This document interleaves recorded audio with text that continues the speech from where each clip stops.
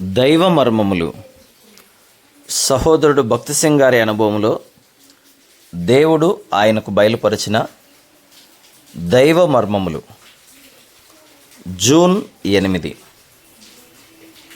నీ మార్గమును నాకు స్పష్టముగా కనపరచుము.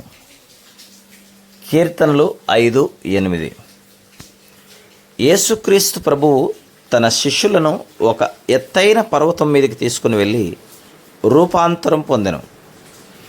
ఆ సమయమున ఈయన నా ప్రియ కుమారుడు, ఈయన యందు నేను ఆనందించుచున్నానని ఆకాశము నుండి ఒక స్వరం వినబడెను.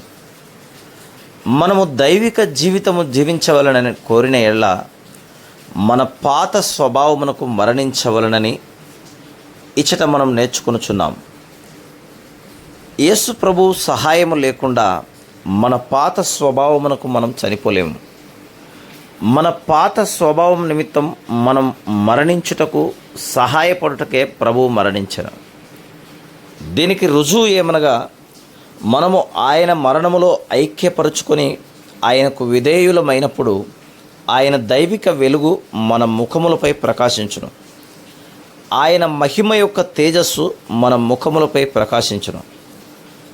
నూతన జీవమును అనగా ఆయన పునరుత్థాన జీవమును మనలో పోయుటకు యేసుక్రీస్తు ప్రభు తిరిగి లేచెను. ఆ జీవము మనలో పోయబడినప్పుడే ఆయన మెల్లని స్వరమును వినగలం. అది మానవ స్వరం కాదు కానీ నిజముగా దేవుని మెల్లని స్వరము. ఆయనను వెంబడించినప్పుడే అనుభవము ద్వారా ఆ స్వరమును మనం ఎరగగలము. సామాన్యమైన మార్గమును వెంబడించి ఆయన శక్తిని పొందిన యెడల అనుదినము ప్రతి ప్రశ్నకు జవాబు ఇవ్వబడును. ఈ సామాన్యమైన మార్గమును అనుసరించుటకు హృదయపూర్వకముగా పశ్చాత్తాపము నొందవలను. ఏ పాపమును దాచుకొనక ఒప్పుకొనవలను. నా పాపముల నిమిత్తము యేసుక్రీస్తు మరణించెనని హృదయపూర్వకముగా నమ్మవలను.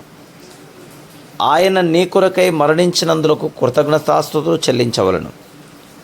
అనుదినము, ఓ దేవా, నీ వాక్యము నుండి మరుగైన సంగతులను నాకు నేర్పించుము.